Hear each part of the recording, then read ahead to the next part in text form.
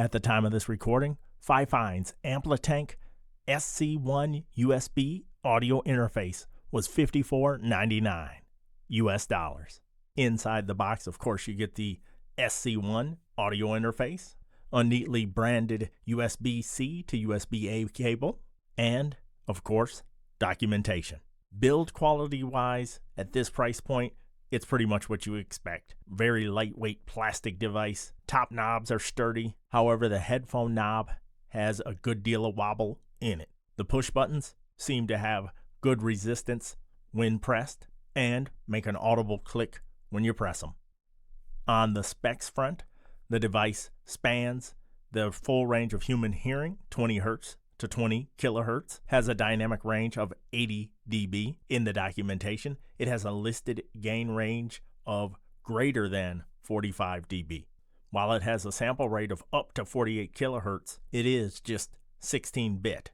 On the front of the device, you have the combo XLR quarter-inch jack. You have a 48 volts phantom power button that illuminates green when on. You have a microphone/instrument button. You press in for microphone. You leave it out for guitar or instrument. Next to that, you have the quarter-inch instrument port, then a quarter-inch headphone jack, headphone gain knob, and then a direct monitor push button.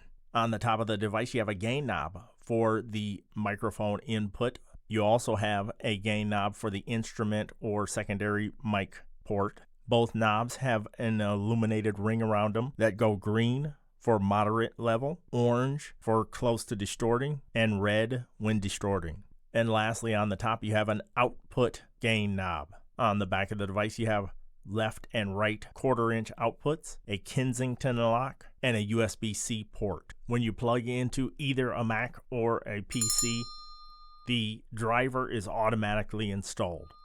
Both of my PCs recognize the device instantly, and when I would go into the options, it would show the device's name. A new test I've added to audio interface reviews is, can they drive high impedance headphones?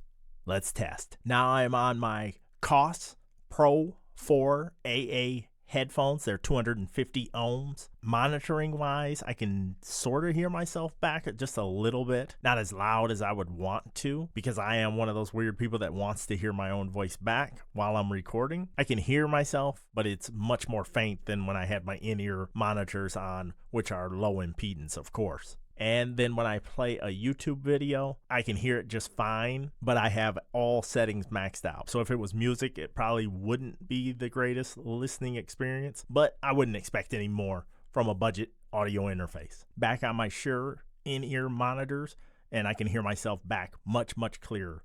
There is no latency that I can discern anyway when I'm monitoring myself back. Channel members probably can tell that since I'm on a condenser mic, the Fifine K669C, that there's probably going to be an issue driving harder to drive microphones. First, let's switch to Fifine's dynamic microphone, the K669D, and we'll test that. And then, you know, it's coming, the Shure SM7B.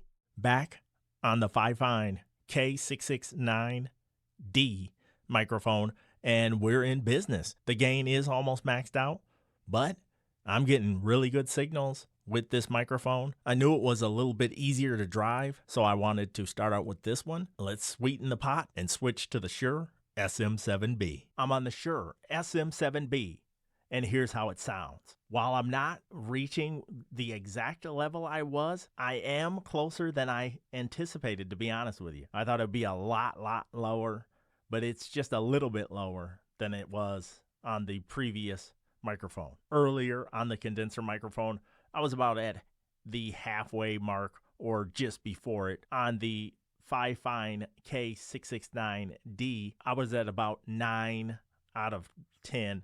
With the Shure SM7B, I'm at 10, maxed out, and it is much better than I anticipated. I'm not going to lie to you. I thought that it would be a lot lower given the specs in the manual, but it does say greater than 45 dB. So we've heard 45 dB before on my channel when I use some of the other budget audio interfaces in my collection, peaking around -15, -13-ish in that range. But I'm going to switch off the SM7B for the remainder of the video. Now it's time to dig into my pros and cons of the Fifine SC1 USB audio interface. Some of the pros that I will grant it is, build quality aside, I like the design. I like the illuminated ring around the gain knobs.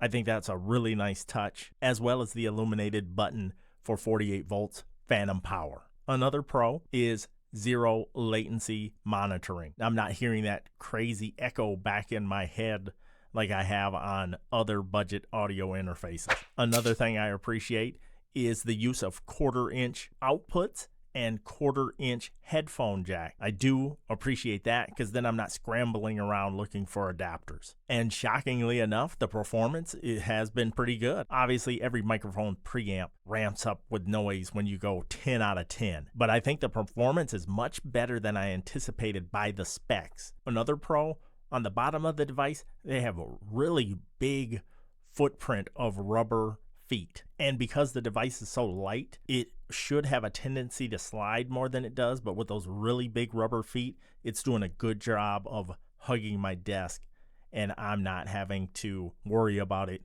coming with me when I make any sudden moves that provide tension on either the mic cable or the headphone cable. And even though I'm not a huge fan of the all plastic build, I do like the consistency in the stepping on the knobs. Both gain knobs and the output knob have a really smooth rotation.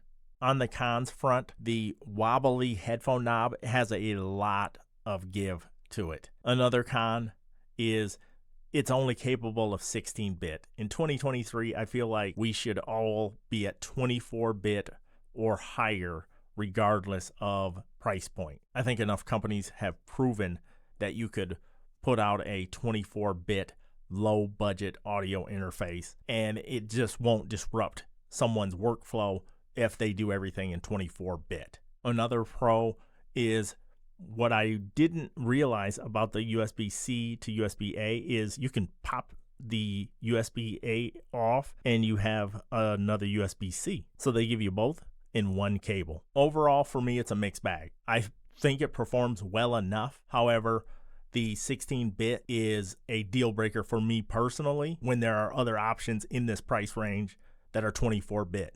I think this lands somewhere in that UM2 and the M Audio M-Track Solo. I'd be lying if I said that I wasn't just a little bit disappointed just because they've set the bar so high with their condenser microphone, the K669C, and their dynamic microphone, the K669D. At just $37 a piece, the bar has been set so high that my expectations were very high for the audio interface. While I think it performs well, I'm just not blown away by it. So as I said, I'd clump it into that group of audio interfaces that would also have the Behringer UM2 and the M-Track Solo by M Audio. It's a solid interface for the price, but it just doesn't wow me. Please subscribe to the channel and check out my free monthly gear newsletter. Channel members get the exclusive video version of that monthly newsletter. Stay tuned for more reviews coming up very soon. Thank you.